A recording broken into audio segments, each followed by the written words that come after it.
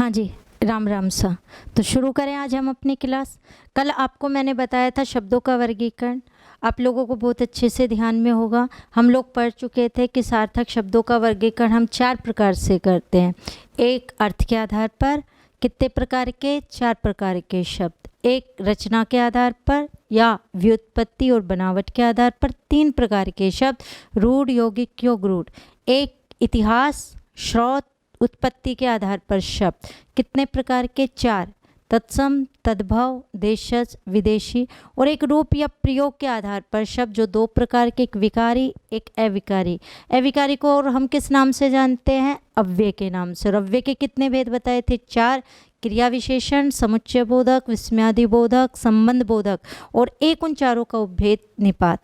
मैंने आपको कहा था शुरुआत हम एक एक टॉपिक से करेंगे। तो आज हमारा जो फर्स्ट शब्द विचार के अंतर्गत रूप या प्रयोग के आधार का जो आएगा शब्द, वो आएगा संज्ञा। तो आज हम संज्ञा से शुरुआत करते हैं।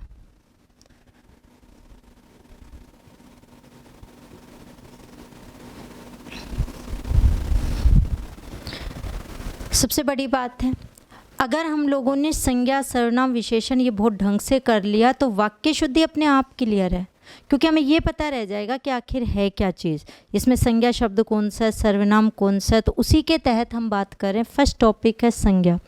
अगर मैं बात करूँ संज्ञा शब्द के टुकड़े की, कि शब्द का टुकड़ा क्या होगा, तो मैं यहाँ आपको बता देती हूँ कि संज्ञा शब्द मिलकर बना है सम धन ज्ञा के योग से। इसके योग से ये शब्द बना है। अगर मैं बात करूँ सम शब्द की, ये उपसर्ग है। इसका अर्थ पूछती हूँ, जब मैं क्लास में पूछती हूँ तो लगभग विद्यार्थी मुझे कहते हैं समान। वो जो समान वाला सम है वो मैं पूरा है, ये उपसर्ग है। इस सम का अर्थ होता है सम्यक या संपूर्ण। आपने जैन धर्म में पढ़ा भी होगा, सम्यक ज्ञान, सम्यक दृष्टि, सम्यक चरित्र, ऐसे वहाँ पर आपको मिलता है। तो यहाँ सम का अर्थ है सम्यक या संपूर्ण, और ज्ञा का अर्थ होता है ज्ञान। तो सम यानी सम्यक या संपूर्ण, और ज्ञा का अर्थ हुआ ज्ञान, यानी संपूर्ण ज्ञान कराने वाली जो है वो संज्ञा है। अगर मैं बात करूँ संज्ञा शब्द के शाब्दिक अर्थ की, तो संज्ञा शब्द का शाब्दिक अर्थ होता है नाम। संज्ञा शब्द का शाब्दिक अर्थ है नाम। यानी अगर मैं आपसे कहूँ तो संज्ञा शब्द मिलकर बना है सम धन ज्ञा के योग से, उसका अर्थ है सम्यक या संपूर्ण ज्ञान। जबकि संज्ञा शब्द पूरा जो है उसका अर्थ क्या है? नाम। अब हम बात करते हैं परिभाषा पर। परिभाषा, आप यहीं एक बात बहुत ध्यान से गांठ बांध दीजिए, परिभाषा किसी भी टॉपिक का मूल रूप है। अगर आपको परिभाषा आई तो आप ये समझ लीजिएगा कि उस टॉपिक का आपको ज्ञान हो जाएगा। लेकिन अगर आपको उसकी परिभाषा ही सही नहीं आती है तो आप ये तो निश्चिंत बिल्कुल मत हो कि ये टॉपिक आपको आएगा, कहीं ना कहीं आपसे उसमें गड़बड़ होगी। ये क्लियर है ये बात। अगर मैं बात करूं, मैं बच्चों से जब पूछती हूँ कि संज्ञा कहते किसे हैं, तो जो फर्स्ट परिभाषा मेरे पास आती है वो दिमाग में जो होती है 90% छात्रों के, वो क्या होती है कि किसी भी व्यक्ति, वस्तु, स्थान के नाम को संज्ञा कहते हैं। सबसे ज़्यादा ये होती है। कई थोड़ा आगे बढ़ जाते हैं, किसी व्यक्ति, वस्तु, स्थान, भाव के नाम को। अच्छा, मैंने भी नाम तो बोल दिया, ये भी नहीं बोलते कई तो व्यक्ति, वस्तु, स्थान इत्यादि या भाव इत्यादि को संज्ञा कहते हैं। देखिए, सबसे पहली बात, आपको जो ज्ञान करा रहा है वो करा कौन रहा है? शब्द करा रहा है ना। तो आपकी परिभाषा शुरू होनी चाहिए जो शब्द किसी व्यक्ति, वस्तु, स्थान, भाव, ये तो आप बोल ही रहे हैं 4, उसके बाद भी परिभाषा सही नहीं होती है।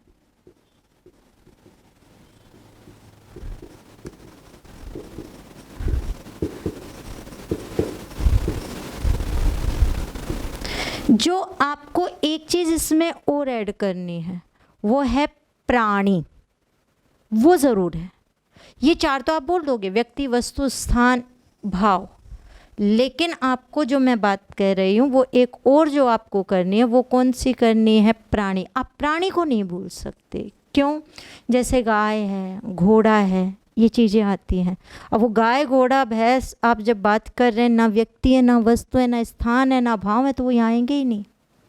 तो क्या होना ज़रूरी है? प्राणी। प्राणी में व्यक्ति भी आ जाएगा, यानी अगर आप व्यक्ति नहीं भी बोलते हैं और प्राणी बोल रहे हैं तो भी आपकी गलत नहीं होगी, लेकिन सिर्फ व्यक्ति है तो इसका मतलब वो व्यक्ति तक ही सीमित है, उसमें प्राणी नहीं आया है। तो क्या परिभाषा हुई फिर अब हमारी संज्ञा की कि जो शब्द किसी व्यक्ति, वस्तु, स्थान, भाव तथा प्राणी के नाम का बोध कराते हैं उसे हम क्या कहते हैं? संज्ञा। ये संज्ञा की परिभाषा हुई। अब बात करते हैं संज्ञा के भेद। आखिर संज्ञा के भेद कितने होते हैं? तो बच्चे बड़े उत्सुक होते हैं बताने के लिए वैसे तो कि 3 होते हैं, कोई 5, कोई 7, अलग अलग आंसर्स वहाँ पर आ जाते हैं। मैं पूछ लेती हूँ अर्थ के आधार पर संज्ञा के कितने भेद होते हैं, प्रयोग के आधार पर कितने होते हैं, तो कईयों को फिर प्रॉब्लम हो जाती है ये कैसा क्वेश्चन है। तो मैं आपको बता देती हूँ, पहले मैं लिखती हूँ फिर मैं आपको बताती हूँ। मुख्यतः पूछता है तो ठीक है 3 भेद होते हैं आपके संज्ञा के, लेकिन बात तो जब आ जाती है जब वो पूछ रहा है मेरी तरह अर्थ के आधार पर कितने, प्रयोग के आधार पर कितने भेद। तो चलिए बात करें।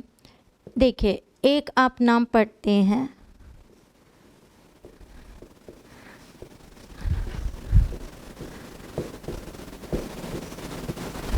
व्यक्तिवाचक संज्ञा, एक जातिवाचक संज्ञा, एक भाववाचक संज्ञा। भाववाचक का ही एक और नाम होता है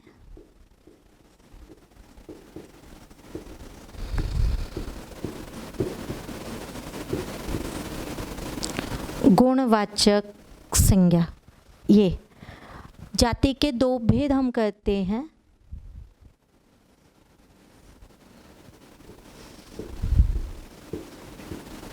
अगर कहें 2 भेद कौन से, कई बच्चों को आपको पता होता है। एक होती है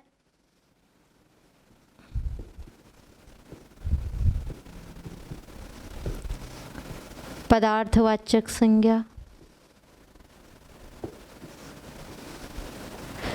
पदार्थ को हम एक और भी नाम से जान सकते हैं। किस और नाम से? तो एक आपने सुना होगा द्रव्यवाचक, इसी का ही नाम होता है। मैं इधर एक मिनट, ओब्लिग में मैं लिख दूंगी यही। पहले द्रव्य लिख दिया, द्रव्यवाचक या पदार्थवाचक, ठीक है। और एक होती है समूहवाचक संज्ञा।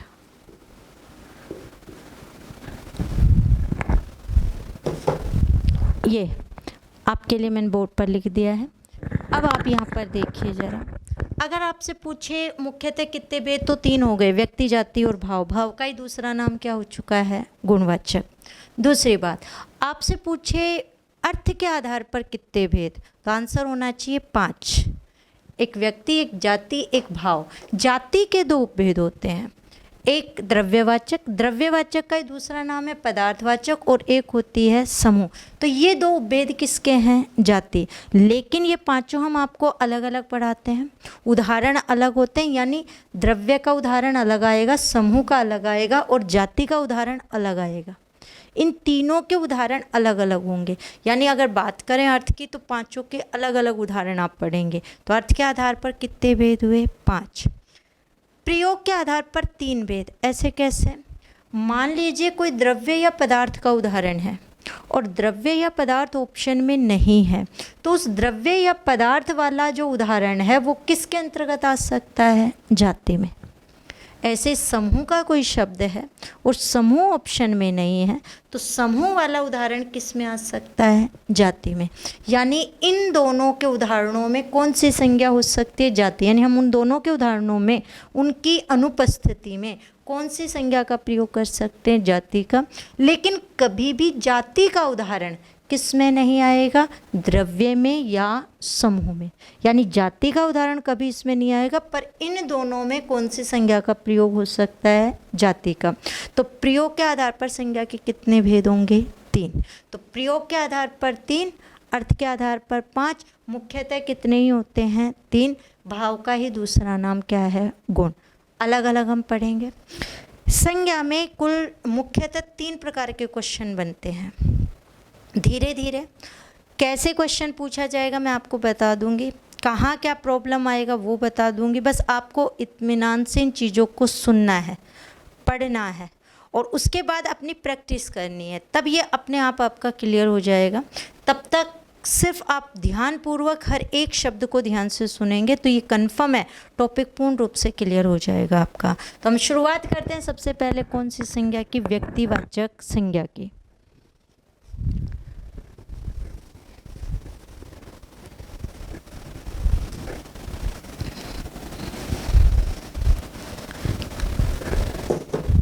देखिए, व्यक्तिवाचक संज्ञा की परिभाषा बहुत महत्वपूर्ण है। सबसे पहली चीज़ तो यही है कि आखिर व्यक्तिवाचक संज्ञा हम कहते किसे हैं, तो किसे कहा जाता है व्यक्तिवाचक संज्ञा? तो सबसे ज़्यादा जो विद्यार्थी बताते हैं वो क्या बताते हैं? किसी व्यक्ति विशेष के नाम को व्यक्तिवाचक संज्ञा कहते हैं। अगर आपने सिर्फ इतना बोला, गलत, क्योंकि केवल व्यक्ति विशेष का नाम ही थोड़ी है। फिर मैं पूछ लेती हूँ रामायण में कौन सी संज्ञा, तो आप कहते हैं रामायण में तो व्यक्तिवाचक, पर वो तो कोई व्यक्ति विशेष नहीं है। इसका मतलब आपकी परिभाषा के अकॉर्डिंग तो वो उदाहरण वहाँ पर नहीं आया। तो फिर हम और क्या बोल सकते हैं?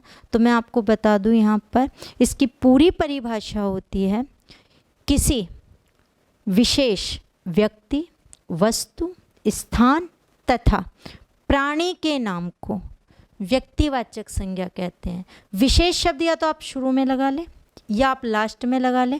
कई बच्चे कहते हैं विशेष व्यक्ति, विशेष वस्तु, विशेष स्थान, विशेष प्राणी। बार बार विशेष शब्द का यूज़ करने की आवश्यकता नहीं है। या तो आप शुरू में, जैसे मैंने कहा, किसी विशेष व्यक्ति, वस्तु, स्थान तथा प्राणी के नाम को, या आप लास्ट में भी लगा सकते हैं कि किसी व्यक्ति, वस्तु, स्थान, प्राणी, विशेष के नाम को व्यक्तिवाचक संज्ञा कहते हैं। एक बार आप लगा सकते हैं। जब ये परिभाषा आती है, जैसे मैंने कहा, विशेष होंगे, व्यक्ति, वस्तु, स्थान और प्राणी,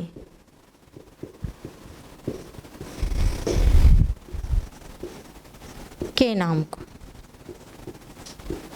किसी विशेष व्यक्ति, वस्तु, स्थान, प्राणी के नाम को हम क्या कहेंगे भाई? व्यक्तिवाचक संज्ञा। सबसे बड़ी बात, कई बच्चे यहाँ के कंफ्यूज हो जाते हैं कि संज्ञा की परिभाषा में और व्यक्तिवाचक संज्ञा की परिभाषा में फिर अंतर क्या है? 2 ही अंतर हैं। ध्यान से पढ़ोगे तो वो क्लियर रहेंगे, नहीं तो दोनों मिक्स हो जाएंगी परिभाषाएं आपकी। फर्स्ट,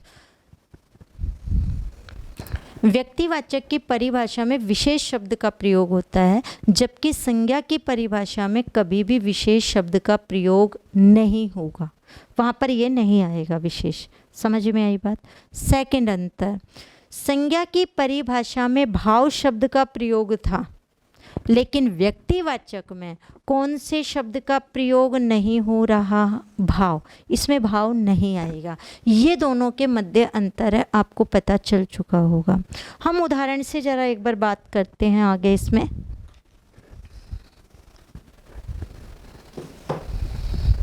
जैसे मैं कुछ उदाहरण लिख रही हूँ आप लोगों के लिए, फिर जब समझेंगे तो वो क्लियर हो जाएगा आपका।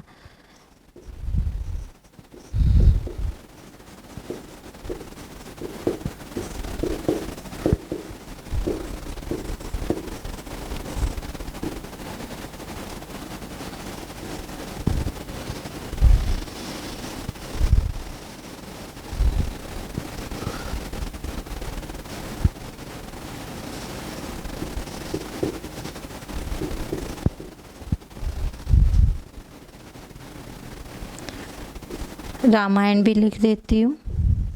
उदाहरण कोई भी पूछा जा सकता है। कॉन्सेप्ट क्लियर होगा तो ये मानिएगा वो क्लियर हो जाएगा। कॉन्सेप्ट क्लियर नहीं है तो वो चीज़ आपको नहीं आएगी।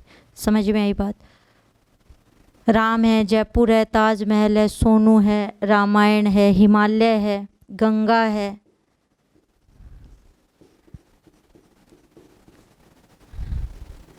इत्यादि।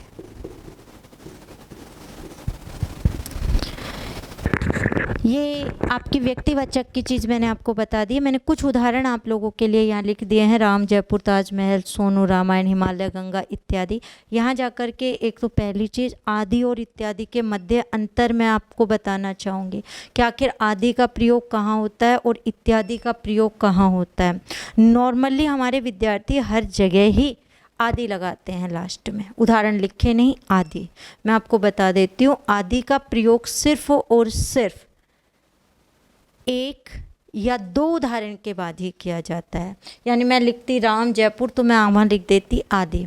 लेकिन जब एक या दो से अधिक उदाहरण आते हैं, दो से अधिक उदाहरण आते ही आदि के स्थान पर आप क्या लिखेंगे, वहाँ पर इत्यादि, फिर वहाँ आएगा इत्यादि। तो मैंने यहाँ लिखा है इत्यादि। इसे मैं क्लियर अभी कुछ समय बाद करूँगी। पहले हम आ जाते हैं अब सेकंड पर, जातिवाचक पर।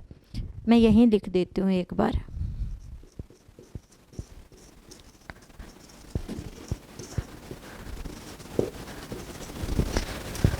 अगर मैं जातिवाचक संज्ञा पर बात करूं कि किसे कहते हैं हम जातिवाचक संज्ञा, तो हम बात करते हैं कि जो शब्द किसी जाति का बोध कराते हैं। तो जाति के अंतर्गत भी मैं आपको बता दूं,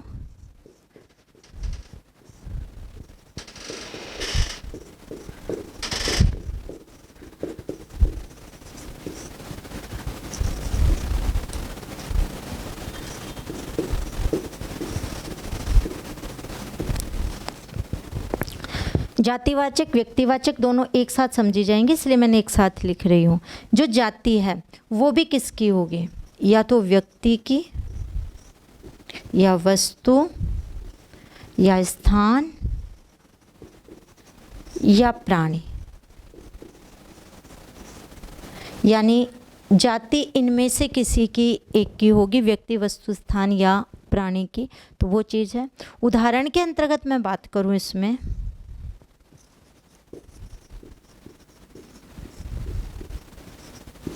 जैसे मैंने कहा लड़का, स्त्री, नदी, पर्वत, नगर, गाय, भैंस, घोड़ा, कुत्ता, इमारत, पुस्तक,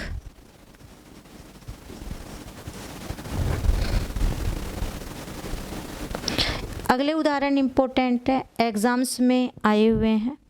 एक आम शब्द, एक जलेबी, थर्ड ग्रेड में ही आया हुआ है। आम आ गया, जलेबी आ गया, केला आ गया। एक और आया हुआ है कोयल,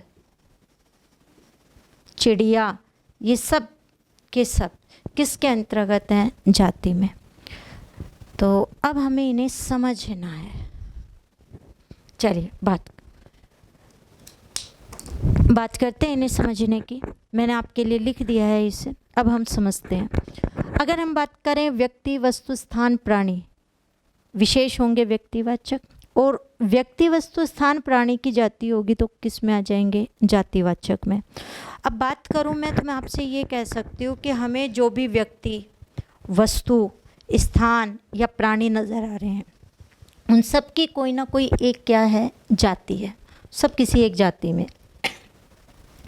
जैसे ही हम जाति को एक विशेष नाम देंगे, नाम देते के साथ विशेष वो किस में पहुंच जाएगी, व्यक्तिवाचक संज्ञा में। जैसे कि मैं यहाँ पर बात करूँ आपसे, लड़का आ रहा है। लड़का एक जाति है, कोई भी हो सकता है, जैसे मोहन, सोहन जी। तो मैं कह रही थी कि कोई भी जाति हो सकती है, व्यक्ति, वस्तु, स्थान, प्राणी।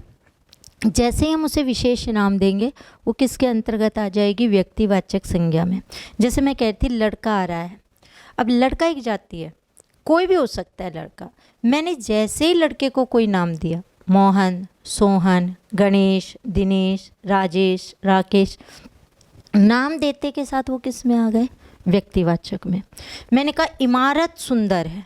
अब इमारत XYZ कोई भी हो सकती है, इसका मतलब नाम नहीं पता, उसको विशेष हमने नाम नहीं दिया, इसका मतलब वो क्या है, जाति। लेकिन मैं जैसे ही इमारत को कोई नाम दूंगी, जैसे ताजमहल, लाल किला, कुतुब मीनार, तो जैसे आपने उन्हें नाम दिए, लोटस टेम्पल वगैरह, तो वो सब किसके अंतर्गत पहुंच जाएंगे, व्यक्तिवाचक में। मैं कहती हूँ नदी लंबी है, नदी XYZ कोई भी हो सकती है, इसका मतलब नदी क्या है, जाति। पर नदी को जैसे आप नाम दोगे, जैसे मैंने कहा गंगा, यमुना, सरस्वती, कावेरी, नर्मदा, कोई भी आपने नाम दिया, वो नाम उसे कहाँ लेकर जाएगा, विशेष, वो व्यक्तिवाचक बन जाएगा। जैसे मैंने कहा गाय घास चर रही है, अब गाय तो कोई भी हो सकती है, गाय क्या है, जाति। लेकिन आपने देखा होगा गाँव वगैरह में भी अगर ज़्यादा पशुपालन अपने यहाँ होता है और ज़्यादा मात्रा में पशु हैं, तो आप देखिएगा उन्हें नाम दे दिए जाते हैं, कोई एक्टर के नाम पर, कोई एक्ट्रेस के नाम पर। और इवन आपने गर्दभ मेला, गधों वगैरह का मेला आपने देखा है, बकरा ईद पर बकरों की नीलामी होती है। न्यूज़पेपर में एक लाइन आप देख लेते हैं, सलमान शाहरुख पर भारी या शाहरुख सलमान पर भारी, हम तुरंत पढ़ते हैं नीचे क्या हो गया दोनों के बीच, पता चलता है इस नाम का या तो कोई गधा है या बकरा है, और उसकी नीलामी उससे ज़्यादा हुई। यानी जैसे ही हमने उसे नाम दिया, वो नाम उसे किस में पहुंचाएगा, व्यक्तिवाचक के अंदर। मैंने कहा लड़का पुस्तक पढ़ता है, पुस्तक कोई भी तो हो सकती है, इसका मतलब पुस्तक क्या हो गई, जाति। लेकिन जैसे ही मैंने पुस्तक को नाम दिया, जैसे रामायण, महाभारत, गोदान वगैरह, कामायनी वगैरह, कुछ भी आपने नाम दिया, वो नाम उसे किस में लेकर के जाएगा, व्यक्ति में। पर्वत कोई भी हो सकता है, पर्वत को आप नाम देंगे हिमालय वगैरह, वो उसको किस में लेकर जाएगा, व्यक्ति के अंतर्गत। तो ये चीज़ यहाँ पर आई। अब आपकी जो समस्या बनेगी, आम, जलेबी, केला, कोयल, ये यहाँ कैसे आए, ये तो व्यक्ति में होने चाहिए थे। तो उस पर मैं अभी कुछ समय बाद ही आपको बताऊंगी, ये उदाहरण अभी आपके क्लियर होंगे, कुछ समय बाद होंगे, लेकिन बाकी मैंने आपको कर दिए हैं। अब देखिए हमें थोड़ा सा पहले आगे पढ़ना है।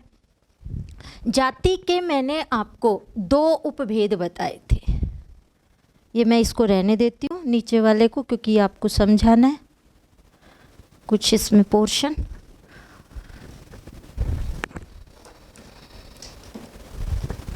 देखिए एक हमने पढ़ी थी द्रव्यवाचक या पदार्थवाचक संज्ञा, और एक थी समूहवाचक, वो यहाँ लिख लेती हूँ।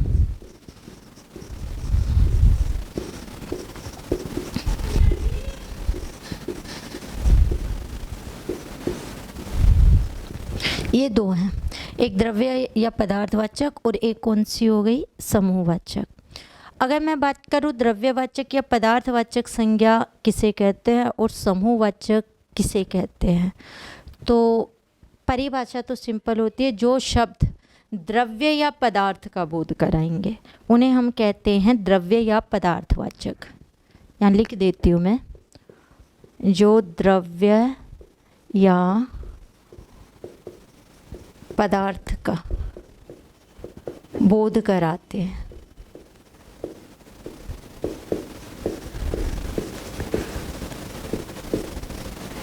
जो शब्द द्रव्य या पदार्थ का बोध कराते हैं वो तो हैं द्रव्य या पदार्थवाचक संज्ञा।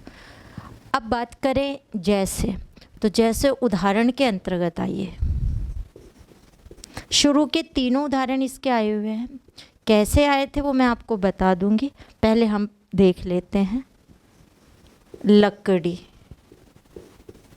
आ चुका है, ये ऊन ये भी आ चुका, सोना ये भी आ चुका है। इसके अलावा कुछ उदाहरण लिख लेते हैं हम इसमें, चांदी,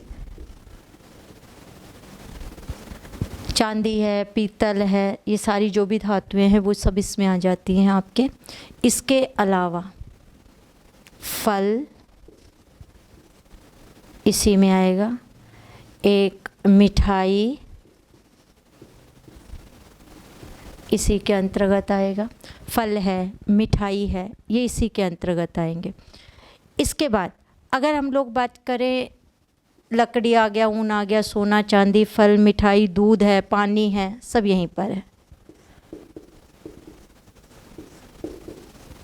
इत्यादि कर देती हूँ मैं। बात करूँ समूहवाचक की, तो किसे कहते हैं? तो जो शब्द समूह का बोध कराएंगे।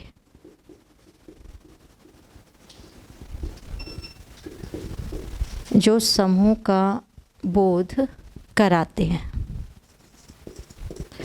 मैंने शब्द नहीं लिखा है, वो आप ऐड कर लेना। जो शब्द समूह का बोध कराते हैं वो समूहवाचक संज्ञा में आते हैं। उदाहरण की बात कर लूँ, जैसे तो जैसे में कक्षा है, सेना है, पक्षी है, पशु हैं, गिरोह है, परिवार है, समाज है, ये सब के सब किसके अंतर्गत आते हैं? समूह के अंतर्गत।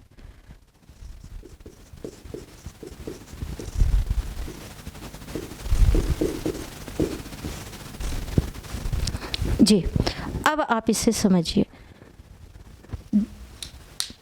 जैसे मैंने लिखा द्रव्यवाचक, जब बच्चों के दिमाग में आता है द्रव्य आते, लिक्विड उनके दिमाग में आता है, नहीं जो तरल रूप होते हैं, तो पानी, दूध, ये चीज़ तो उनको देखते समझ में आ जाती है, हाँ ये सब द्रव्य में है। लेकिन आप ध्यान रखना, पदार्थ में आ जाते हैं, जैसे पत्थर लिखा नहीं है मैंने, बाकी पत्थर यहीं आएगा, ये लकड़ी, सोना वगैरह, ये सब क्या होते हैं? पदार्थ।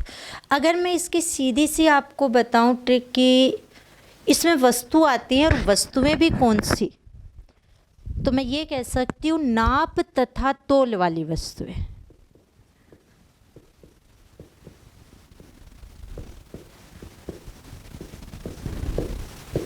यानी इसके उदाहरण में क्या आएगा? नाप तथा तोल वाली वस्तुएं, यानी जिन भी चीज़ों को हम नाप या तोल कर लेंगे वो द्रव्य और पदार्थ दोनों में आ जाएंगे। द्रव्य मतलब आप नाप करके उसे ले रहे हैं, पदार्थ यानी तोल करके। तो नाप और तोल वाली वस्तुएं किसके अंतर्गत आएंगी? द्रव्य या पदार्थ। जैसे हम बात करें लकड़ी, तो लकड़ी तोल कर आप लेंगे, इसका उदाहरण रहेगा। ऊन है, सर्दियों में आपने देखा होगा तोल कर ली जाती है स्वेटर बनाने के लिए। सोना चांदी, फल, मिठाई, ये सब तोल करके हम लेते हैं। तो ये सब किसके उदाहरण हो गए? द्रव्य या पदार्थ। बात करूँ समूह, आप जानते हैं समूह एक से नहीं बनता, समूह में एक से ज़्यादा होता है। तो जैसे मैंने लिखा यहाँ पे कक्षा, कक्षा कभी भी एक छात्र से नहीं बनती, कक्षा में एक से ज़्यादा छात्र होंगे। सेना एक सैनिक से नहीं बनेगी, एक से अधिक क्या होंगे उसके अंतर्गत? सैनिक। अगर मैं बात करूँ परिवार, कभी एक व्यक्ति से परिवार नहीं बनेगा। समाज किसी एक परिवार से समाज नहीं बनेगा। संसद किसी एक मंत्री से संसद नहीं बनेगी। गिरोह, डाकुओं का गिरोह होता है, आपने देखा होगा, वो भी किसी एक डाकू से नहीं बनेगा, एक से ज़्यादा होंगे। पक्षी में एक से अधिक पक्षी, पशु में एक से अधिक पशु, वो सब किसके अंतर्गत है? समूह के अंतर्गत। तो ये सब समूह के अंतर्गत आएंगे। जैसा मैंने आपसे कहा था कि ये जो लकड़ी, ऊन, सोना चांदी यानी द्रव्य या पदार्थ वाले उदाहरण हैं, अगर ये ऑप्शन में नहीं आएंगे तो इन सारे उदाहरणों में कौन सी संज्ञा हो जाएगी भाई? जातिवाचक। यानी ये सारे उदाहरण किसके अंतर्गत आ सकते हैं? जाति में। वैसे ही समूह के जितने उदाहरण हैं, और अगर समूह ऑप्शन में नहीं है तो समूह वाले शब्दों में भी कौन सी हो सकती है? जाति। पर जाति के उदाहरण कभी भी किस में नहीं जाएंगे? द्रव्य या समूह में। इतना क्लियर हो गया होगा। दूसरी बात, अब महत्वपूर्ण चीज़ देखिए, मैंने आपको ये समझा दिया, अब ये चीज़ें क्लियर मैं कर रही हूँ आपकी आम, जलेबी, केला, कोयल वाली जो है वो चीज़ें। देखिए मैंने अभी तक आपको सिर्फ 4 रूप समझाए हैं। 4 कौन से वो देखो। एक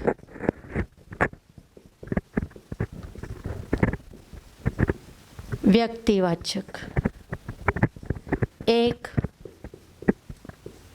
जातिवाचक, एक द्रव्य या पदार्थवाचक, और एक समूहवाचक। ये चीज़ें हमने पढ़ी। नाम हमेशा एक पॉइंट ऊपर निकलता है। मतलब जैसे अभी हम समूह पढ़ रहे थे, आपको याद है मैंने समूह में आपको पक्षी, पशु वगैरह लिखवाए हैं। कोई भी विद्यार्थी मुझसे ये नहीं जानना चाहता है कि गाय, भैंस, घोड़ा ये जाति में कैसे आ गए, लेकिन हमेशा आम, जलेबी, कोयल इन पर उनकी नज़र रहती कि ये कैसे आ गए, जबकि चीज़ें तो सेम ही हैं। अगर इसीलिए कह रही हूँ कि अगर आप समझकर पढ़ोगे तो वो क्लियर होगा, और समझ के नहीं पढ़ा रटोगे तो वो कॉन्सेप्ट क्लियर नहीं होगा। दूसरी सबसे बड़ी बात क्या हो जाती है, आप हर जगह पढ़ते हैं, एक विद्यार्थी के बतौर आपका ये मानना ठीक है कि मैं जितना चाहूँ उतना पढ़ लूँ, लेकिन देखिए हर शिक्षक की शायद अपनी एक शैली है, एक उनकी सोच है, उसके अकॉर्डिंग वो आपको पढ़ाते हैं। और कई बार आप बड़े कंफ्यूज भी हो जाते हैं। पढ़ाने के बाद भी कई बार बच्चे हमसे क्वेश्चंस पूछते रहते हैं। कब किसकी क्या सोच है, कैसे क्वेश्चन पूछा गया, वो उस पर डिपेंड है, लेकिन आप जितना पढ़ रहे हैं यहाँ पर वो चीज़ आप पूर्णतः सत्य पढ़ रहे हैं, यह आप ध्यान रखिएगा। तो जैसे मैंने बात की यहाँ पे कि जैसे पशु है, पक्षी हैं, वो किसके अंतर्गत आए हैं, पशु पक्षी समूह में। पशु पक्षी समूह में हैं, और जैसे ही मैं इन पशु पक्षियों को कोई नाम दूंगी, ये जो नाम है इनके पशु और पक्षी के, ये एक स्टेप ऊपर जाएंगे, यानी वो किस में पहुंचेंगे, फिर जाति में। यानी पशु या है, लेकिन पशु के बजाय मैंने लिख दिया गाय, घोड़ा वगैरह, तो गाय घोड़ा में कौन सी संज्ञा हो जाएगी, जाति। वैसे पक्षी यहाँ है, लेकिन पक्षी को मैं जैसे ही नाम दूंगी, यानी जैसे कोयल है, चिड़िया है, तो वो चीज़ें उसे किस में लेकर के जाएंगी, जाति में। समझ में आई बात। ऐसे ही द्रव्य या पदार्थ की बात करूं तो आपको पता होगा कि मैंने फल, मिठाई या आपको किस में लिखवाई हैं, द्रव्य में। तो फल द्रव्य में है, लेकिन फलों को आप कोई भी नाम दोगे, जैसे आम आ गया, केला आ गया, तो वो आम केला किस में चला जाएगा, जाति के अंतर्गत, आम केले में वो हो जाएगी। जैसे मिठाई यहाँ है, पर मिठाई को आप नाम दोगे, जलेबी वगैरह, रसगुल्ले, इमरती वगैरह, तो वो उसके अंतर्गत कहाँ से पहुँच जाएगी, जाति में। तो फल और मिठाई यहाँ है, और उनके जो नाम है वो जाति के अंतर्गत है। तो आपको ध्यान रखना है, जलेबी वगैरह में, आम वगैरह में कौन सी संज्ञा होगी, जातिवाचक। और जैसे ही जाति का कोई शब्द है, जैसे मैंने कहा था पर्वत, या आपने यहाँ देखा भी है, पर्वत है, नदी है, वो जाति है, और आप उसको कोई नाम दोगे नदी या पर्वत को, तो वो निकल कर किस में पहुँचेगा, फिर व्यक्तिवाचक में। यानी आपने नदी को कोई नाम दिया, जैसे गंगा, यमुना वगैरह, तो उसमें व्यक्तिवाचक है। पर्वत को आपने नाम दिया हिमालय वगैरह, तो उसमें कौन सी संज्ञा होगी, व्यक्तिवाचक। समझ में आ गई बात आप लोगों को। तो इतना तो ये चीज़ क्लियर हुई। एक थर्ड ग्रेड में क्वेश्चन और आया है, वो रह गया, कुंज शब्द में कौन सी संज्ञा। एक आपने सुना होगा कुंज,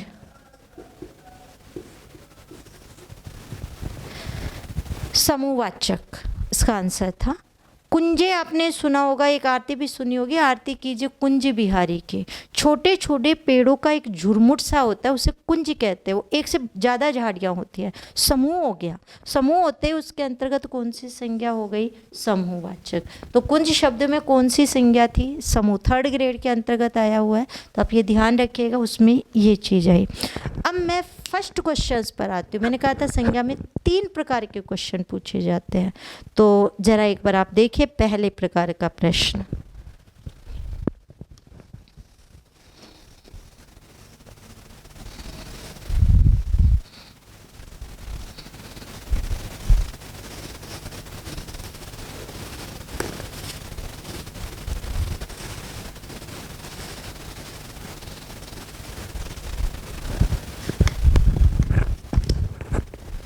क्वेश्चन मैं अभी बोलूँगी, ऑप्शंस आपके लिए लिख रही हूँ।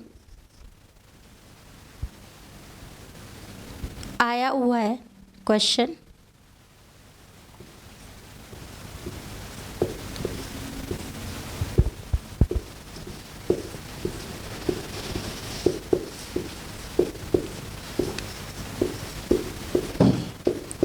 ये 4 ऑप्शन, सेना, लकड़ी, सोना, लड़का। क्वेश्चन, निम्नलिखित में से कौन सा शब्द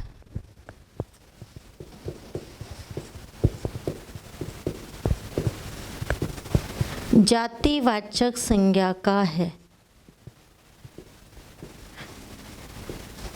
ये क्वेश्चन पूछा। अगर आपको सीधा ये क्वेश्चन मिले तो सबसे बड़ी प्रॉब्लम, चारों ही तो जाति के हैं और सबसे पहले हमारे दिमाग में ये चीज़ है चारों ही है, इसका मतलब क्वेश्चन तो बोनस होगा। नहीं, ऐसा नहीं है। आज डीपली क्वेश्चन आते हैं, आपको उतना ही सोचने की ज़रूरत है।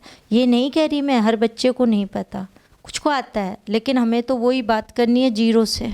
मेरे लिए आप सब बराबर है, तो मुझे तो हर किसी को ही बताना है। तो चारों में जाति नहीं है, तो कैसे पता करेंगे? एक आंसर देखिए, सेना की बात करूं तो सेना में कौन सी संज्ञा आई पहले? समूहवाचक। और समूह ऑप्शन में नहीं होता तो इसमें कौन सी होती? जातिवाचक। ऐसे ही आया लकड़ी। लकड़ी में कौन सी होगी? द्रव्यवाचक या पदार्थवाचक में से एक नाम लिखा मिलेगा आपको। और ये ऑप्शन में नहीं होता तो इस शब्द में आप कौन सी संज्ञा कर देते? जातिवाचक। सोना की बात करूं, वही पहले द्रव्यवाचक या पदार्थ, वो नहीं है तो होती जातिवाचक। अब आया लड़का। लड़का में 100% क्या आएगी पहले? जातिवाचक। ऐसे है ये। अब आप चारों का फर्स्ट पॉइंट मिलान करो। अब पता चल चुका होगा जाति किसके अंदर आया? लड़का। यानी बाकी तीन तो जाति में जाति एक क्रिया होती है, चले जाने वाली जाति, वो वाली। अगर मैं बात करूं यहाँ से तो ये लड़का पहले ही जाति का, ये तीनों जाति में जाते, लेकिन अगर ये ऑप्शन में नहीं होते, यानी वास्तव में ये समूह का, ये द्रव्य, ये भी द्रव्य पदार्थ के आंसर है। और ये 100% किसका उदाहरण है? जाति का। तो इसका आंसर क्या आया? लड़का, जातिवाचक। आप ध्यान रखेंगे यहाँ से इस चीज़ को कि ये संज्ञाएं तभी जाएंगी जब ये ऑप्शन में नहीं होंगे। जैसे क्वेश्चन आया एक बार कि सोना शब्द में कौन सी संज्ञा है, ये क्वेश्चन पूछा। ऑप्शन दिए, व्यक्तिवाचक, जातिवाचक, भाववाचक, द्रव्यवाचक। आंसर क्या होता? द्रव्य। एक और एग्जाम में क्वेश्चन आया कि बताइए सोना शब्द में कौन सी संज्ञा? वही ऑप्शन, व्यक्तिवाचक, जातिवाचक, भाववाचक और समूहवाचक। इस बार द्रव्य ऑप्शन में नहीं था, तो इन चार ऑप्शंस के तहत इसका आंसर क्या होता? जातिवाचक। यानी हम रटकर याद नहीं कर सकते, जैसे ऑप्शंस आएंगे उन ऑप्शंस के आधार पर हमें एक क्या देना होगा? आंसर। रटेंगे तो वो गड़बड़ हो जाएगी चीज़। जैसे एक सामान्य बात बताऊं, जैसे आपने सुना होगा मोती। एक मोती हम कहें हीरा, और हीरे में अगर बात करें तो जाति हो गई। और एक मोती हमने नाम भी दिया, जैसे आपने प्रेमचंद की कहानी पढ़ी हो, दो बैलों की कथा, हीरा मोती आपने वहाँ देखा। हमने जैसे बैलों को नाम दिया हीरा मोती, वहीं हीरा और मोती में कौन सी संज्ञा हो गई है? व्यक्तिवाचक। यानी डिपेंड करता है उसने क्वेश्चंस कैसे पूछे, ऑप्शन कैसे दिए, उसके आधार पर कोई एक आंसर होगा। हीरा मोती शब्द पूछता तो 100% वो जाति के ही हैं, लेकिन वहाँ आ गया मोती घास चर रहा था या हीरा मोती को मार रहा था, वहाँ हीरा और मोती में जाति नहीं होगी, वहाँ कौन सी संज्ञा हो जाएगी? व्यक्तिवाचक। वही है जलेबी, जैसे मिठाई का नाम है, शुरू में हमें सबको ही पता है, तो वो जाति उसके अंतर्गत आई, लेकिन वहाँ वाक्य में आ गया जलेबी गांव जा रही है। आपने देखा होगा पुराने समय में महिलाओं के नाम आपको मिल जाते थे, तो उसमें उसके अकॉर्डिंग उसमें कौन सी संज्ञा भी हो सकती है? व्यक्तिवाचक। लेकिन वो क्वेश्चन पूछने का तरीका, ऑप्शंस क्या दिए हैं, उसके आधार पर हम कोई एक आंसर वहाँ पर क्या करेंगे? निश्चित। इतना क्लियर हो गया होगा आप लोगों को। अब हम यहाँ से बात करेंगे तीसरी संज्ञा पर।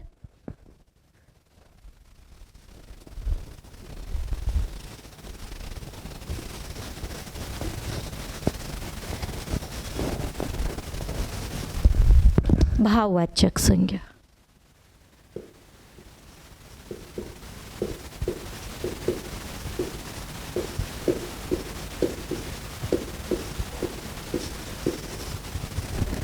अगर हम लोग बात करें इसमें किसे कहते हैं भाववाचक संज्ञा, तो जो शब्द किसी भाव, गुण, दोष, अवस्था का बोध कराएंगे।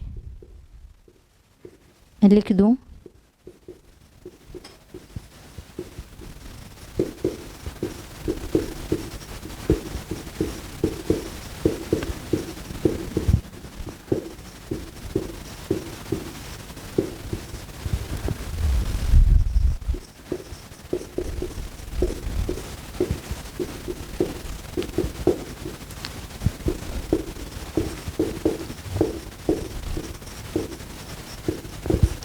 तो जो शब्द किसी भाव, गुण, दोष, अवस्था इत्यादि का बोध कराते हैं उन्हें हम क्या कहते हैं भाई? भाववाचक संज्ञा। उदाहरण की बात करूं, जैसे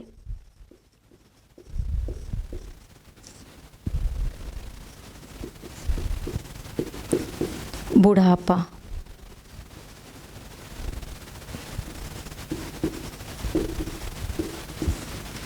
ऊंचाई,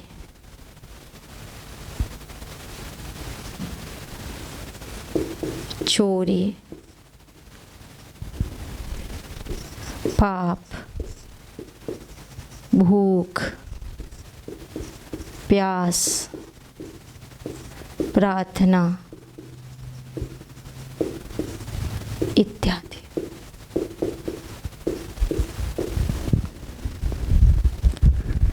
अगर हम देखें, मैंने आपके लिए उदाहरण लिख दिए हैं इसके अंतर्गत। ऊंचाई है, बुढ़ापा है, चोरी, भूख, प्यास, प्रार्थना इत्यादि। सबसे पहली चीज़, जैसे भाववाचक के उदाहरण पर हम आते हैं तो हमारे स्टूडेंट्स के दिमाग में एक ही चीज़ है, भाव यानी मन के भाव, प्रेम, ईर्ष्या, द्वेष, घृणा।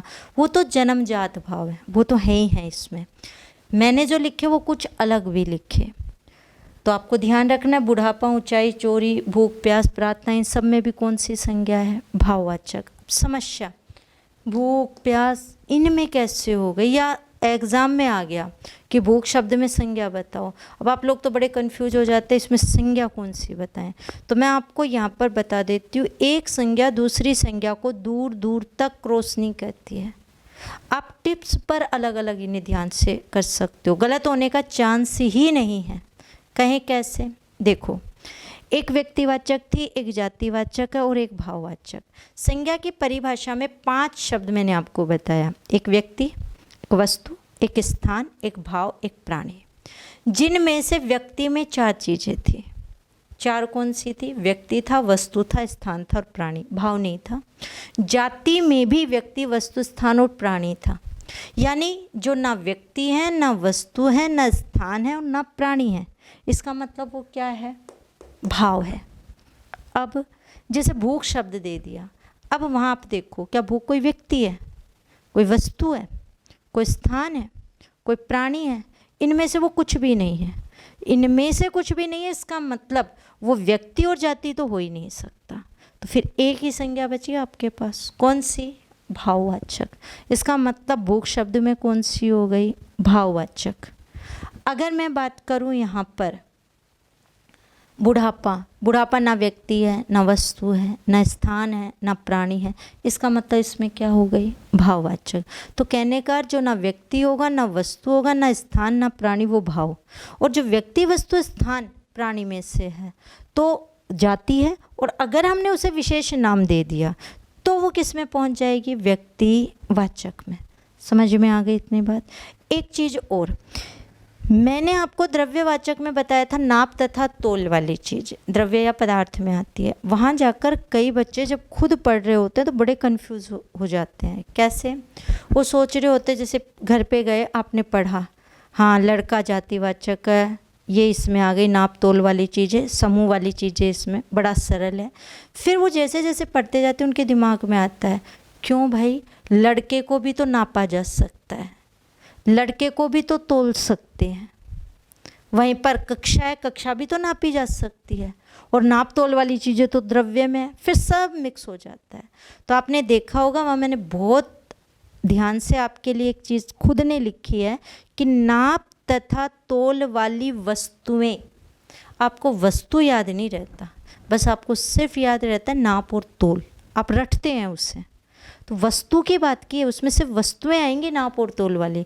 मैंने ये नहीं कहा जिसको भी नाप दो तोल दो सब वहीं आ जाएंगे, फिर वो गलत हो जाएगा आपका। सिर्फ वस्तु, अब लड़का वस्तु है ही नहीं, कक्षा वस्तु है ही नहीं, जो वो वस्तु नहीं है इसका मतलब वो उसके अंदर नहीं जा सकते हैं। समझ में आ गई बात? तो केवल वहाँ पर द्रव्य में वस्तुएं ही हैं, आप ये ध्यान रखेंगे। चलिए अब हम आगे की बात करते हैं।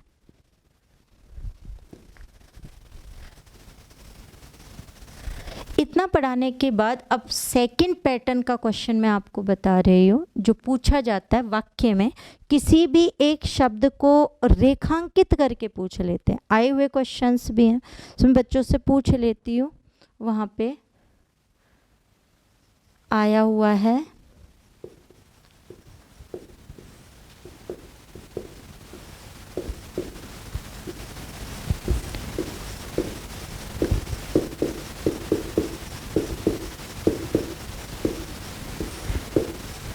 ऊंचाइयाँ देखनी हैं तो हिमालय की देखो, ऐसे सेंटेंस देगा और एक शब्द रेखांकित कर देगा, फिर पूछ लेगा कौन सी संज्ञा। जैसे हिमालय को रेखांकित किया तो आप उसके अकॉर्डिंग बताएंगे, ऊंचाइयाँ रेखांकित किया उसके अकॉर्डिंग बताएंगे।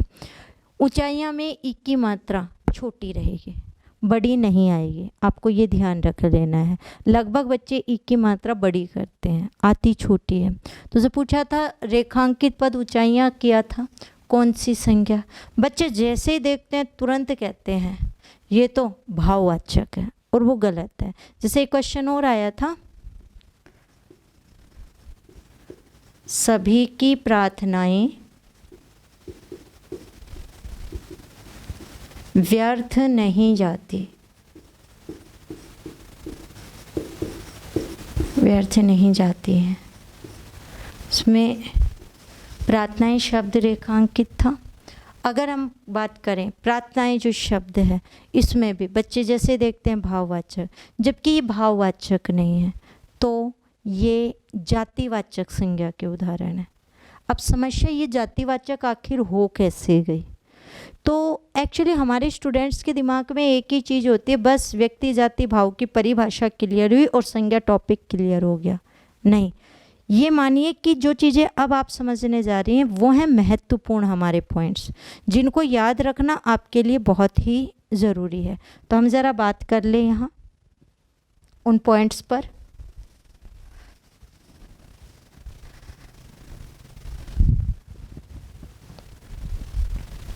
फर्स्ट, ये कुछ नियम हैं हमारे जिनके बारे में मैं आपको बता रही हूँ।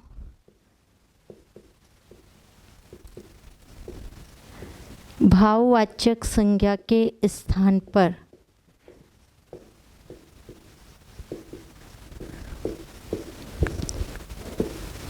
कौन सी संज्ञा भी आ सकती है?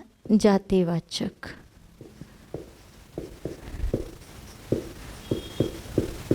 भाववाचक के स्थान पर हम जातिवाचक संज्ञा का प्रयोग कर सकते हैं।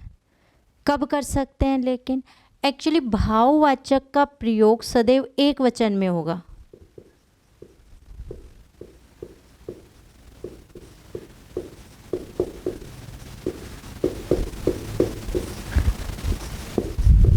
सदैव एक वचन में किया जाता है।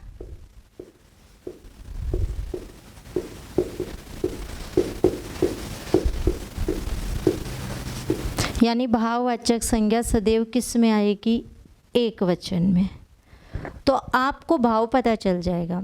भाव का पता चलने के बाद आप ये देखेंगे कि वो एक वचन है या वो बहुवचन है। अगर वो एक वचन है इसका मतलब वो भाववाचक है, और जैसे ही भाव बहुवचन हुआ तो बहुवचन होते ही कौन सी संज्ञा हो जाएगी?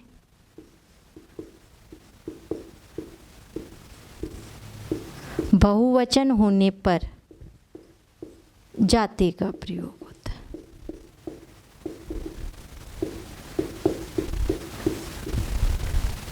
बहुवचन होते ही जातिवाचक संज्ञा का हम क्या कर देंगे वहाँ पर? प्रयोग।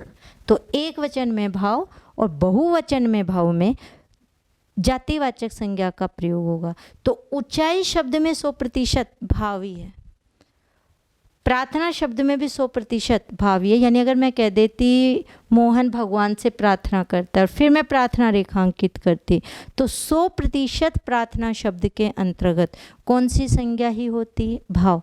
लेकिन जैसे ही भाव बहुवचन हुआ, जैसे ऊंचाइयाँ देखनी है या सभी की प्रार्थनाएं, तो ऊंचाइयाँ और प्रार्थनाएं जो शब्द है उनमें कौन सी संज्ञा हो चुकी है? जातिवाचक। ये तो अपना पहला नियम हुआ। अब दूसरे नियम पर,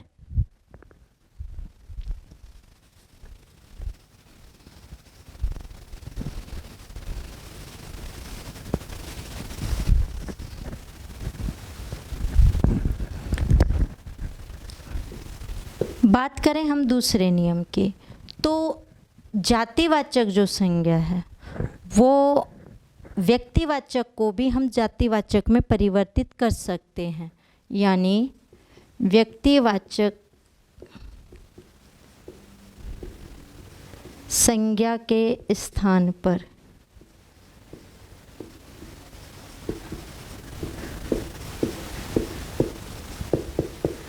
जातिवाचक संज्ञा का प्रयोग।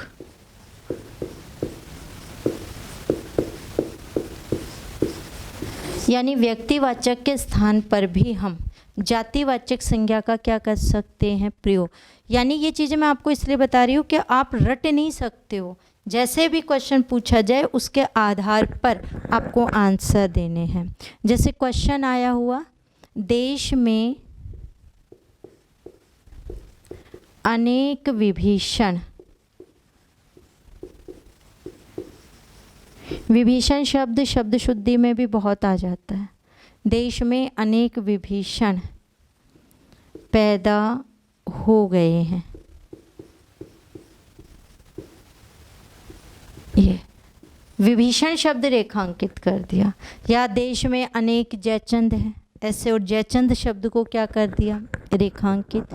तो मैं आपको बता दूं, ये जो विभीषण है, जयचंद है, प्रथम दृष्टया आप जैसे ही इसे देखोगे, विभीषण को देखते ही व्यक्तिवाचक की ओर जाओगे। लेकिन मैं आपको बता दूं, यहाँ पर ये व्यक्तिवाचक नहीं है। आप देखिए इस वाक्य में क्या ये विशेष व्यक्ति का नाम का बोध करा रहा है? तो आप देखेंगे नहीं, ये विशेष व्यक्ति का बोध तो नहीं है। तो यहाँ तो विभीषण जैसे लोगों की बात की जा रही है, यानी एक से अधिक पर हम उसकी क्या कर रहे हैं? बात। और जैसे ही एक से अधिक पर बात हुई, इसका मतलब वो नाम नहीं है, वो किसके अंतर्गत आ चुका है? फिर जाति के अंतर्गत। तो इसमें विभीषण जो शब्द है, इसमें कौन सी संज्ञा हुई अपनी? जातिवाचक, ना कि व्यक्तिवाचक। यानी व्यक्तिवाचक के शब्दों को भी वाक्य में प्रयोग करके हम कौन सी संज्ञा में लेकर के जा सकते हैं? जातिवाचक संज्ञा में। सेकंड बात, अगर मैं यहाँ से बात करूँ आपके लिए एक चीज़ और, अब आप इसे रट नहीं सकते। वाक्य में भी ये ज़रूरी नहीं कि हमेशा ही वो ऐसे यूज़ करके दे और आप ये सोच लो कि वाक्य में आते विभीषण जयचंद में हम तो सीधा ही जाति कर देंगे। तो जैसे मैंने कहा विभीषण आ रहा है या जयचंद भोजन कर रहा है, तो विभीषण आ रहा है या जयचंद भोजन कर रहा है, जैसे मैंने ये बोला, तो आप मुझे बताओ विभीषण आ रहा है या जयचंद भोजन कर रहा है, क्या इसमें वास्तव में ये एक से अधिक का बोध करा रहे हैं? आपको पता चल रहा है विभीषण आ रहा है या जयचंद भोजन कर रहा है, एक विशेष की बात कर रहे हैं। तो उन वाक्यों में विभीषण और जयचंद में कौन सी संज्ञा ही रहेगी? व्यक्तिवाचक। यानी एक विशेष रूप में तुलना, या मैं ये कह सकती हूँ, जब भी आप तुलना करोगे, तुलना कम से कम कितनों में होगी? 2 में। और तुलना अगर 2 में है तो इसका मतलब उनमें कौन सी संज्ञा होगी? जाति। जैसे एक सेंटेंस आया हुआ है, बच्चे बड़े कंफ्यूज रहते हैं उसमें, कि आल्पस पर्वत यूरोप का हिमालय है। ये सेंटेंस दिया था, आल्पस पर्वत यूरोप का हिमालय है, और उन्होंने हिमालय शब्द रेखांकित किया और पूछा रेखांकित पद में संज्ञा बताओ। हमारे विद्यार्थियों को जैसे हिमालय देखा तुरंत चलने दो व्यक्तिवाचक, जबकि वहाँ हिमालय से तुलना हो रही है आल्पस पर्वत, वो कह रहा है आल्पस पर्वत जो है वो यूरोप का क्या है, हिमालय है। तुलना होते ही हिमालय अब व्यक्ति से निकलकर किस में पहुंचा, जाति में। तो वहाँ हिमालय में जाति है, लेकिन बच्चे उसको देखते ही क्या करते हैं, व्यक्ति। तो आपको ये ध्यान रखना है, तुलना दो में भी हो सकती है और तुलना अधिक में भी हो सकती है, जैसे यहाँ ज़्यादा में हो रही है। और मैंने जो आल्पस पर्वत यूरोप का हिमालय ये बताया, उसमें सिर्फ तुलना कितनों में है, दो में। तो आपको ये विशेष तौर से याद रखना है कि जब भी हम किसी की भी किसी से क्या करेंगे, तुलना, तो तुलना करने वाले शब्द में सदैव कौन सी संज्ञा का प्रयोग होगा, जातिवाचक का। तो उसमें हमेशा जातिवाचक का प्रयोग होगा। तो ये हमारा दूसरा नियम है। अब हम आते हैं अपने तीसरे नियम पर।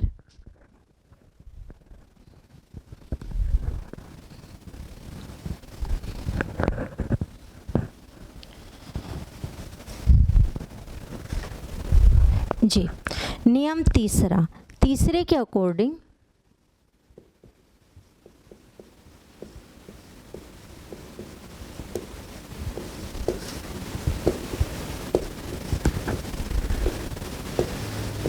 जातिवाचक संज्ञा के स्थान पर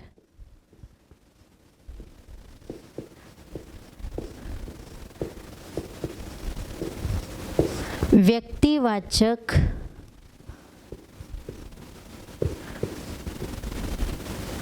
संज्ञा का प्रयोग।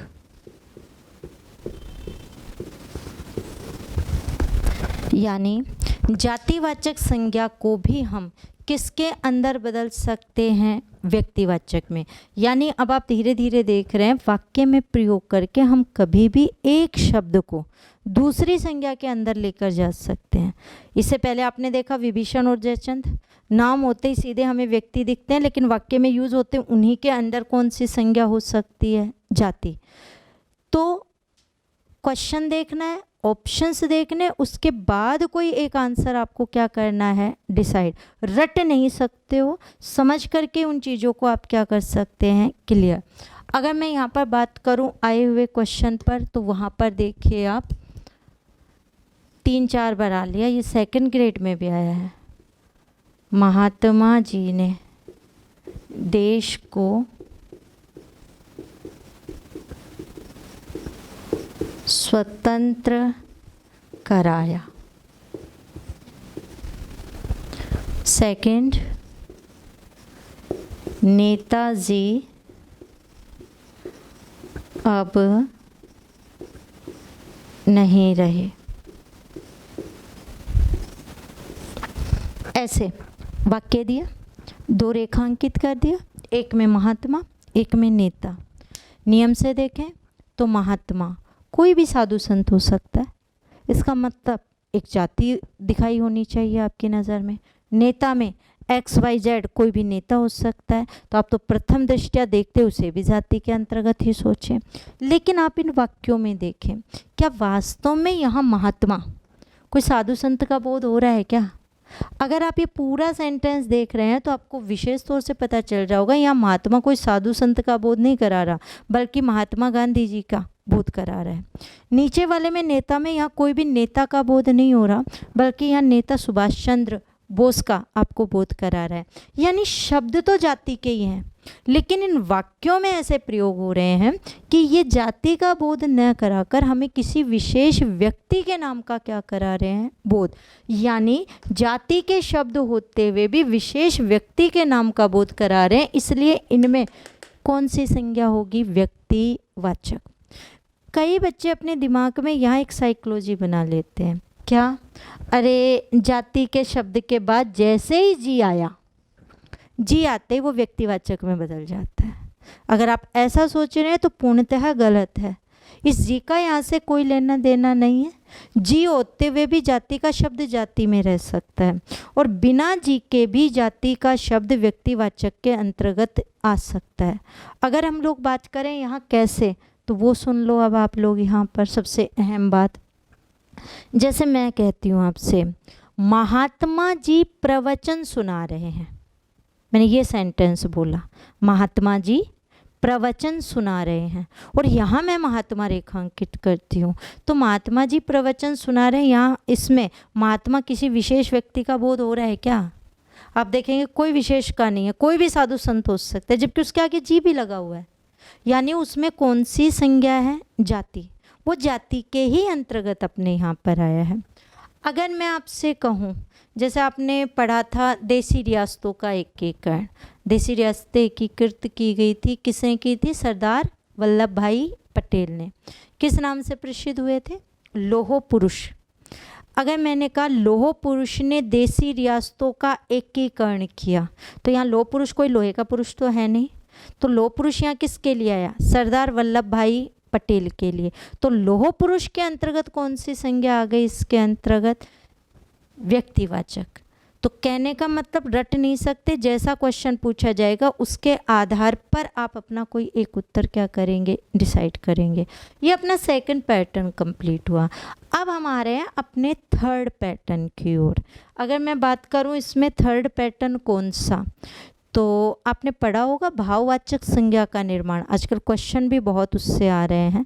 चलिए बात करते हैं।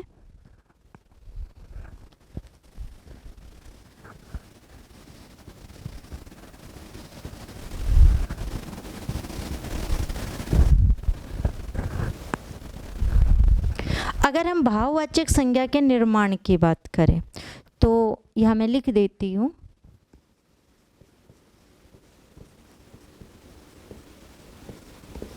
भाववाचक संज्ञा का निर्माण।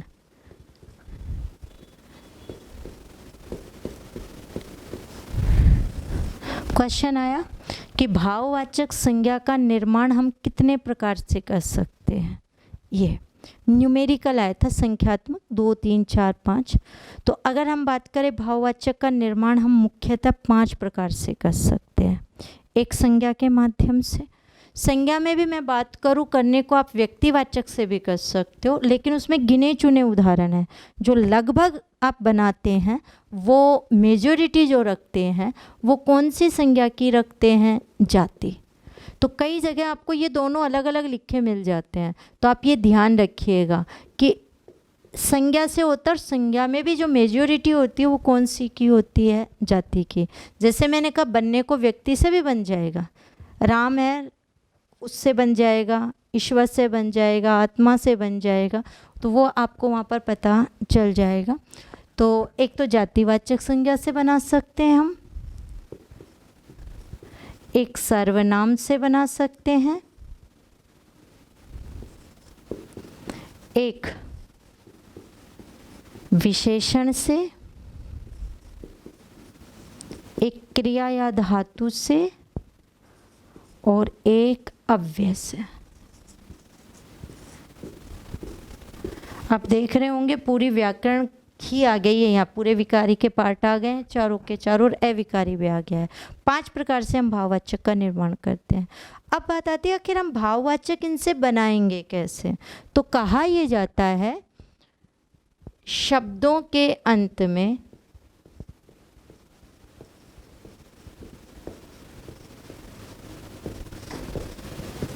प्रत्यय लगाकर,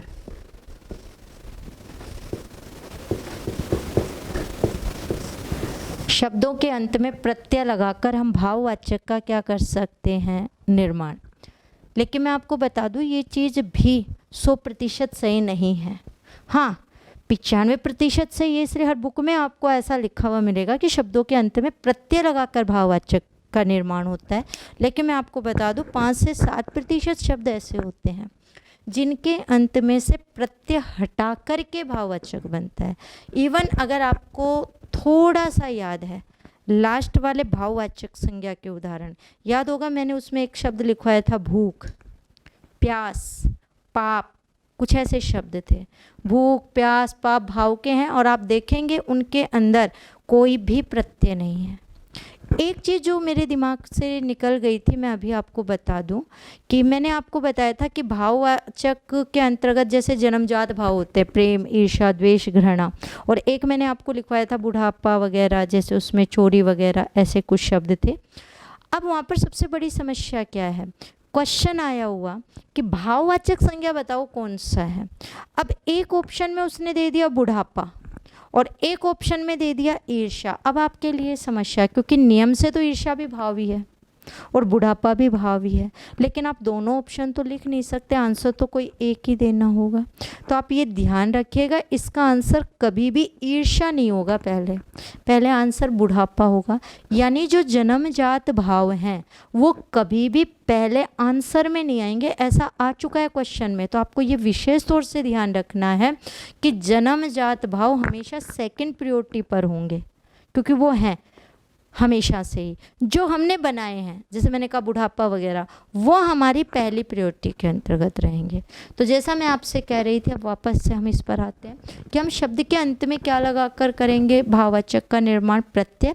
लेकिन ये 100% सत्य नहीं है, प्रत्यय हटाकर भी भाववाचक बन सकता है। जैसे मैंने कहा भूख है, प्यास है, उसके अंदर पाप है, इनमें कहीं भी प्रत्यय नहीं। जबकि बुढ़ापा वगैरह में आपा प्रत्यय बूढ़ा मूल शब्द है, यानी उसमें प्रत्यय लगा रखा है। तो आपको ये ध्यान रखना है कि प्रत्यय हटा करके भी भाववाचक बनाया जा सकता है, क्योंकि क्वेश्चंस ऐसे ही आते हैं। जैसे उसने 4 शब्द दिए, पूछ लेता है या तो बताओ जाति से बना भाववाचक संज्ञा कौन सी नहीं है या कौन सी है, या इन 4 शब्द दे दिए, चारों में प्रत्यय होंगे, और फिर पूछ लेगा बताओ इसमें भाववाचक का उदाहरण कौन सा नहीं है। या ऊपर एक शब्द लिख देगा, फिर पूछेगा बताओ ये किसके योग से बनी भाववाचक है, और इनमें से वो 4 आपको उसके अंतर्गत दे देगा। तो ये तो जाहिर सी बात है, जब तक ये आपके क्लियर नहीं होंगे तब तक आपको भाववाचक संज्ञा का निर्माण नहीं आ पाएगा। यानी आपको पहले सर्वनाम विशेषण इन सब का ज्ञान होना ज़रूरी है। जैसे क्रिया आपको आती है, तो वो जब तक क्लियर नहीं होगा तब तक भाववाचक संज्ञा के क्वेश्चन आप नहीं निकाल पाएंगे। यानी आपको भाववाचक संज्ञा के क्वेश्चन निकालने के लिए इंतजार ही करना होगा। अभी ऐसा नहीं है कि आपने तुरंत उसको देखा किया और उसको क्लियर कर दिया, थोड़ा वेट। हाँ, जिनके ये टॉपिक्स क्लियर हैं वो कर सकते हैं। दूसरी बात, अगर मैं यहाँ पर बात करूँ, सबसे महत्वपूर्ण ये 2 पॉइंट है। नाच भी यही सबसे ज़्यादा नचाते हैं विद्यार्थियों को, इन दोनों में अंतर होना मुश्किल हो जाता है। फिर भी चलिए हम बात करते हैं यहाँ पर कुछ इम्पोर्टेंट शब्द, महत्वपूर्ण शब्दों से, कि कैसे बनाएंगे उसमें। तो देखते हैं यहाँ पर, जैसे आया हुआ शब्द है बचपन, एक जैसा मैं लिखती हूँ महात्म्य, ये भी आया हुआ ही है इसके अंतर्गत। इसके आगे भी हम लिख लेंगे, पहले यहाँ से बात करते हैं बचपन से। आपको ऐसे देगा, फिर पता कैसे चलेगा बचपन किसके योग से बनी भाववाचक है। तो आपको ये पता करने के लिए प्रत्यय अलग करना होगा और मूल शब्द अलग। जैसे अगर मैं बचपन शब्द की बात करूं तो इसके अंतर्गत बच्चा मूल शब्द है, और पन प्रत्यय है, यानी बच्चा मूल शब्द और पन प्रत्यय। जब बच्चा मूल शब्द में पन प्रत्यय जुड़ा तो शब्द बना बचपन। अब समस्या, आखिर ये बन कैसे गया बच्चा में जब पन प्रत्यय जुड़ा, तो मैं आपको बता देती हूँ। फर्स्ट चीज़, कोई भी प्रत्यय जब भी द्वित्व वर्ण में जुड़ता है, मैंने यहाँ पर एक शब्द का प्रयोग किया है द्वित्व वर्ण, यही मैं आपको बता रही हूँ कि द्वित्व वर्ण आखिर होता क्या है। जब एक शब्द में एक साथ 2 वर्ण आ जाएं लगातार, सिमिलर, एक आधा एक पूरा, जब एक साथ एक वर्ण में 2 शब्द आ जाएं तो वो कौन सा होता है, द्वित्व वर्ण। जैसे दिल्ली एक साथ डबल है, चम्मच एक साथ डबल में, वैसे आपने देखा होगा बच्चा एक साथ डबल है, तो द्वित्व वर्ण है ये। तो कोई भी प्रत्यय जब द्वित्व वर्ण में जुड़ता है तो आधे वर्ण का लोप हो जाता है, यानी प्रत्यय जब जुड़ेगा तो उस आधे वर्ण को हम हटाएंगे। तो यहाँ जो चा है उस बच्चा में से, तो ये आधे चा का लोप होगा जब पन प्रत्यय जुड़ेगा। अब जैसे ये च हटा तो अब हमारे पास बचा शब्द बचा। तो अगली बात सुनो, पन प्रत्यय जब भी संज्ञा शब्दों में जुड़ेगा, सिर्फ संज्ञा की बात कर रही हूँ, तो अंत में जो दीर्घ रूप है वो छोटा हो जाएगा। तो इसका मतलब बै का बै, आधे च का क्या हो जाएगा लोप, और चा का क्या बच गया सिर्फ छ, तो बै इसका लोप, चा में से आ गया यानी हमने उसे लघु किया, आ को दीर्घ जो रूप था तो च, और पन का पन। अब बच्चा शब्द कौन सी संज्ञा का उदाहरण है? जाति का। इसका मतलब बचपन शब्द किसके योग से बन गया? जाति के। तो ये जाति के योग से बनी क्या हो गई? अपनी भाववाचक। जैसे मैं आपको बता रही थी वहाँ पर व्यक्तिवाचक में, जैसे राम है, राम में त्व प्रत्यय लगाया, रामत्व बन जाता है। जैसे ईश्वर में आप लगाएंगे यह प्रत्यय, ऐश्वर्य बन जाता है, आत्मीय बन जाता है। तो वो चीज़ें हैं वो व्यक्ति से बन जाते हैं कुछ शब्द, बाकी यहाँ से मैं आपको बता ही रही हूँ। ये देखिए महात्म्य। महात्म्य से पहले एक और शब्द आया हुआ है, पढ़ाने तीनों ही हैं, लड़कपन। ये भी आया हुआ है जूनियर अकाउंटेंट में। अगर मैं लड़कपन शब्द के टुकड़े करूँगी तो इसमें लड़का मूल शब्द आएगा और पन आएगा प्रत्यय। तो वही चीज़ है, ल का ल, ड़ का ड, का में दीर्घ है, जैसे पन जोड़ेंगे दीर्घ का क्या हो जाएगा? लघु रूप हो जाएगा वहाँ, तो लड़कपन बन जाएगा। अब लड़का शब्द क्या है? जाति। इसका मतलब लड़कपन किसके योग से बनी है? जातिवाचक संज्ञा के योग से बनी ये भाव है। महात्म्य बहुत रिपीटेबल शब्द है। शब्द शुद्धि में ये आ लिया, वाक्य शुद्धि में ये आ लिया, मूल शब्द और प्रत्यय में भी आ चुका, और भाववाचक संज्ञा में भी आ चुका, यानी काफ़ी बार ये आया हुआ है। अगर मैं इसमें बात करूं तो मूल शब्द होता है महात्मा, प्रत्यय होता है यह, यानी महात्मा शब्द में मैंने कौन सा प्रत्यय लगाया है? यहाँ पर यह प्रत्यय लगाया है। अब सबसे बड़ी बात, महात्मा में यह लगाने पर महात्म्य कैसे बन गया? तो मैं आपको बता देती हूँ। हमारे ये जो प्रत्यय है ना, इक प्रत्यय, अप्रत्यय, य प्रत्यय, ए प्रत्यय, ई प्रत्यय, आयन प्रत्यय, ये जो प्रत्यय हैं ये पहले वर्ण में, शब्द के पहले वर्ण में यदि लघु स्वर आता है तो जैसे जुड़ते हैं तो ये लघु को दीर्घ कर देते हैं। मतलब मेरा कहने का कि मैं शॉर्ट में आपको बताऊं, वैसे तो जब आप प्रत्यय पढ़ेंगे तो वहाँ पर मैं आपको नियम में बताऊंगी, लेकिन फिर भी मैं आपको यहाँ सिर्फ शॉर्ट में बता रही हूँ, पूरा नहीं लिख रही हूँ, कि अगर पहले वर्ण में ए होगा तो उसे आ में बदल देंगे, ई हुआ तो उसे आई में बदल देंगे, ऊ हुआ तो उसे ओ में बदल देंगे। बदलते री को भी है, पर री का उदाहरण अभी यहाँ आएगा नहीं, तो वो तो जब मैं आपको प्रत्यय पढ़ाऊंगी तभी बताऊंगी। ये तीन मैं आपको यहाँ पर बता रही हूँ, ये भी जितने अभी आपको ज़रूरत है उतना, फिर बाकी आप जब प्रत्यय में पढ़ेंगे आपको क्लियर हो जाएगा वह नियम। तो ए को किस में बदल दे रहे हैं? आ में। पहले वर्ण में ई हुआ तो उसे आई में, और पहले वर्ण में ऊ हुआ तो उसे किस में बदलेंगे? औ में। अब यहाँ देखिए कैसे बदलेंगे। जैसे महात्मा का पहला वर्ण है म, माँ में कौन सा स्वर आ रहा है? अ। तो यह प्रत्यय पहले वर्ण में अगर ए है तो ए को ये किस में बदल देगा? आ में। यानी मैं किस में बदला? माँ में। हा का हा, त का त। यह प्रत्यय सदैव अंतिम वर्ण को आधा करेगा, 100%। हमेशा यह प्रत्यय अंतिम वर्ण को आधा करेगा, यानी उसमें जो भी स्वर है उसे हटा देगा।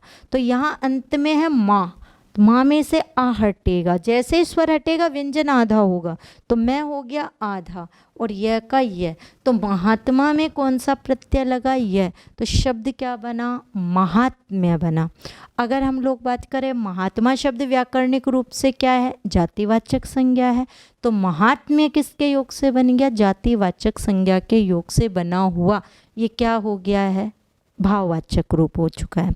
ऐसे जैसे मैं कहूँ स्त्री है, स्त्री में त्व लगाओगे स्त्रीत्व, नारी में त्व लगाया नारीत्व। तो कहने का मतलब जाति के शब्दों में आप जैसे ही प्रत्यय लगाओगे वो किस में परिवर्तित हो जाएंगे? भाववाचक में। और खूब इसके उदाहरण होते हैं।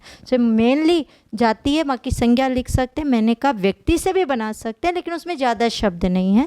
इसे आपको लगभग किताबों में जाति रखा मिलेगा या सीधा संज्ञा लिखा मिलेगा। संज्ञा में भी प्रधानता जाति की रहेगी। आगे की बात करूँ सर्वनाम की, तो सर्वनाम में बात कर रही हूँ।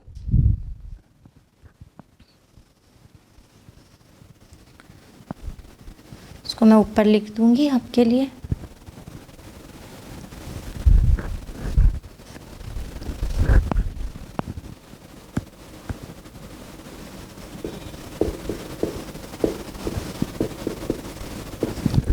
सर्वनाम का भी क्वेश्चन आ चुका है, 2 बार आ चुका है भाववाचक में।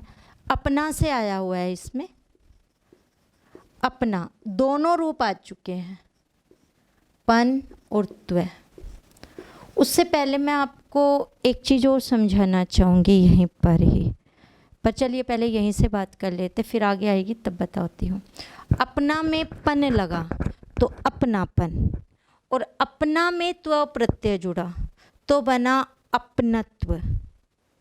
अपना में त्व जुड़ेगा अपनत्व, अपना में पन जुड़ेगा अपनापन। दोनों भाव हैं, लेकिन आप दोनों प्रत्यय एक साथ यूज नहीं कर सकते हैं। या तो आप पन ही लगाओ या आप त्व लगाओ। अगर दोनों का एक साथ यूज करोगे तो वो व्याकरणिक रूप से क्या हो जाएगा, गलत। जैसे मम है, मम यानी मेरा होता है, मम में त्व प्रत्यय लगाओगे क्या बन जाएगा, ममत्व, और मम में ता प्रत्यय लगाओगे तो ममता। लेकिन एक ही चीज, ममत्वता कोई शब्द नहीं बनेगा।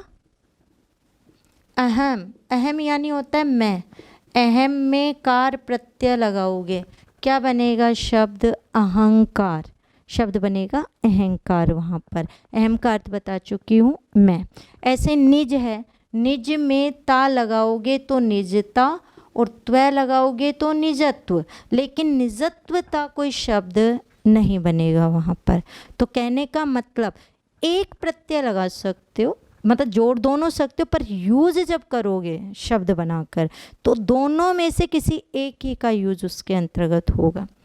जैसे विशेषण की बात करें हम, इसमें विशेषण के अंदर जैसे शब्द है मीठा, मीठा में आस लगा, मीठा में मैं में ही बड़ा है, जैसे ही मिठास करोगे मैं में एक की मात्रा क्या हो जाएगी, छोटी, तो मिठास हो जाएगा।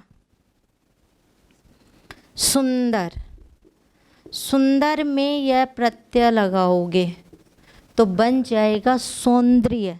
ये बिल्कुल वही चीज़ है जैसे यह प्रत्यय यहाँ, यहाँ तो आपका रटा हुआ है इसलिए ज़रूरत नहीं पड़ेगी आपको बताने की, वहाँ पता नहीं था इसलिए बताया था।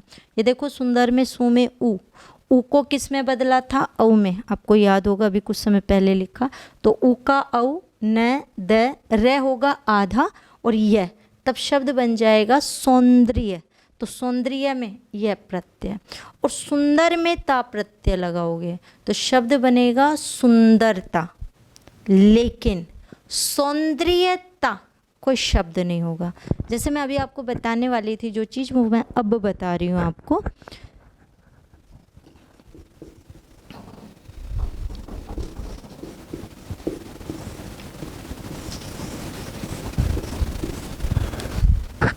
ऐसा कोई शब्द नहीं होता, अशुद्ध है ये शब्द।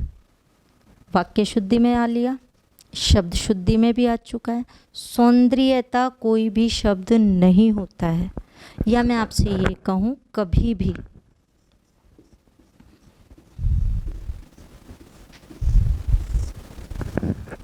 यह प्रत्यय के साथ ता प्रत्यय का प्रयोग नहीं किया जाता। अगर आपने यह के साथ ता का प्रयोग कर दिया तो वो शब्द व्याकरणिक रूप से अशुद्ध हो जाएगा। यहाँ आकर के 2 प्रॉब्लम। पहली, आप जो अपने दिमाग में फीड करते हो कि मैम ने कहा है एक साथ कभी 2 प्रत्यय नहीं आ सकते हैं। जी, मैं आपको बता दूं, मैं ऐसा नहीं बोल रही कि एक साथ 2 प्रत्यय नहीं आ सकते। मैंने सिर्फ ये कहा है कभी भी यह प्रत्यय के साथ ता प्रत्यय का प्रयोग नहीं होता। एक साथ 2 प्रत्यय आ सकते हैं। मैंने ये बताया तो एक बार स्टूडेंट ने मुझसे पूछ लिया, और वो भी फर्स्ट ग्रेड के स्टूडेंट्स ने, उन्होंने एक शब्द लेकर आए जो आपके भी कई बार क्वेश्चंस में आ जाता है,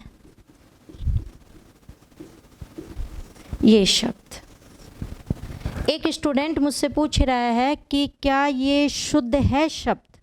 मैंने कहा हाँ शुद्ध है ये तो बिल्कुल।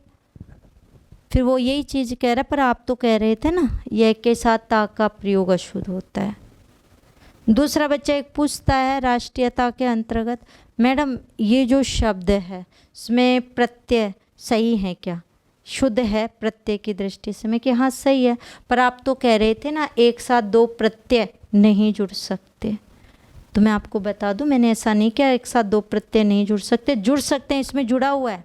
सबसे पहली बात, इसमें य के साथ ता नहीं है, तो ये मूल शब्द है राष्ट्र। राष्ट्र में ईया प्रत्यय और ईय के साथ ता है, तो शब्द ये शुद्ध है। इसका मतलब एक साथ दो प्रत्यय आ सकते हैं, लेकिन किसके साथ नहीं आ सकते दो प्रत्यय? य के साथ ता, क्योंकि दोनों भाववाचक बनाते हैं। तो एक शब्द का एक ही रूप से भाव बना सकते हो, या तो य लगाकर बना लो या ता लगाकर बना लो। इसका मतलब सुंदर में या तो य लगा लो या सुंदर में ता लगा लो, दोनों एक साथ यूज कर दिए तो क्या हो जाएगा? गलत। जैसे निज में ता तो निजता, त्व तो निजत्व, पर निजत्वता शब्द क्या हो जाएगा? गलत। एक ही प्रत्यय क्या कर सकते हो? लगा सकते हो भाववाचक बनाने में। तो आपको ध्यान रखना है एक साथ दो प्रत्यय आ सकते हैं, लेकिन यह प्रत्यय के साथ ता प्रयोग नहीं होगा। सौंदर्यता कोई शब्द नहीं है भाषा में, या तो सुंदरता है या सौंदर्य है, पर क्या नहीं है? सौंदर्यता। जैसे काला शब्द है, काला में ईमा प्रत्यय लगाओगे तो शब्द बनेगा कालीमा। तो दिख रहा है आपको? सबसे बड़ी बात यहाँ पर आप ध्यान रखिए, जो इस समय आपकी प्रॉब्लम, प्रत्यय तो लगा लेंगे लेकिन ये कैसे पता चलेगा ये विशेषण है, ये सर्वनाम है। तो जब आपकी नेक्स्ट क्लास से होंगी सर्वनाम विशेषण, तो उसमें वो चीज़ आएगी तो अपने आप वो क्लियर हो जाएगा। वहाँ मैं आपको वापस से इस चीज़ के बारे में बता दूंगी, तो अपने आप वो चीज़ें आपकी स्पष्ट हो जाएंगी। अभी तो फिलहाल हमें समझना ही है। ये क्रिया वाला जैसे ये रूप आपको आ जाएगा, जैसे चढ़ में आई प्रत्यय, धातु रूप में लगेगा प्रत्यय, तो क्या हो जाएगा? चढ़ाई। जैसे लिख है, लिख धातु, लिखना क्रिया होती है, लिख में आवट, लिखावट, तो लिखावट भाववाचक। सज में आवट, सजावट। बन में आवट, बनावट। तो कहने का अर्थ धातु में जैसे ही लगेगा वो क्रिया के योग से है। तो ये आपको पता है, इसलिए आप ये कभी नहीं पूछोगे मुझसे कि ये किसके योग से बनी। क्यों? क्योंकि ये आपको आता है कि हाँ ये तो क्रिया रूप है। सर्वनाम विशेषण जिन्हें नहीं आता उनकी समस्या ये कैसे बन गए, तो उन्हें पहले वो टॉपिक क्लियर करने पड़ेंगे, उसके बाद ही इनसे जुड़ी भाववाचक संज्ञा उनकी क्लियर होगी। ये बिल्कुल मत सोचना कि वो बिना पढ़े वो आपको आ जाएगा, तो पढ़ने के बाद ही क्लियर होगा। अव्यय भी इम्पोर्टेंट, इसका भी आ चुका है क्वेश्चन, ये आया था धिक। धिक में कार प्रत्यय लगाएंगे, क्या बन जाएगा? धिक्कार। दूर, दूर में ई प्रत्यय, दूरी। समीप, समीप में यह प्रत्यय, सामीप्य। ये देखिए से में ए, यह प्रत्यय ए को किस में बदलेगा? आ में, तो सा मी। अंतिम वर्ण क्या करेगा? आधा, तो प हो गया आधा, तो शब्द क्या बन गया हमारा? सामीप्य। तो वही चीज़ है यह कि अगर आप ध्यान से करेंगे तो अपने आप शब्दों का आपका क्या हो जाएगा? निर्माण। तो यहाँ से अब आपको पता चल चुका कि संज्ञा का निर्माण हम कितने प्रकार से कर सकते हैं? 5 प्रकार से। आपको ये पता चल चुका क्वेश्चन कैसे कैसे आते हैं। मैंने आपको सारी चीज़ें यहाँ समझा दी है। एक ही चीज़ कही है कि भाववाचक जो है वो शायद अभी आपका क्लियर नहीं होगा सभी का, जब तक आपके सर्वनाम और विशेषण टॉपिक क्लियर नहीं होंगे, क्योंकि क्रिया आपको आती है, संज्ञा मैंने आपको अभी पढ़ाई दी। संज्ञा में भी मैंने बहुत आपको ढंग से बता दिया कि कोई भी व्यक्ति, वस्तु, स्थान और जो प्राणी ना होगा वो होगा भाव, यानी उसमें भाववाचक संज्ञा। और जो व्यक्ति, वस्तु, स्थान, प्राणी है वो जाति, और उसे हमने कोई विशेष नाम दिया तो वो किस में पहुंचा? व्यक्ति में। ध्यान रखना है, एक शब्द को हम कैसे पूछ रहे हैं उसके आधार पर कोई एक संज्ञा क्लियर होगी। वाक्य में प्रयोग करके हम एक संज्ञा के शब्द को दूसरी संज्ञा में क्या कर सकते हैं? प्रयोग में ले सकते हैं। विभिन्न उदाहरण मैंने आपको समझाए हैं। तो इसके साथ ही संज्ञा टॉपिक अपना कंप्लीट हो गया। घर पे रहिए, स्वस्थ रहिए। राम राम सा।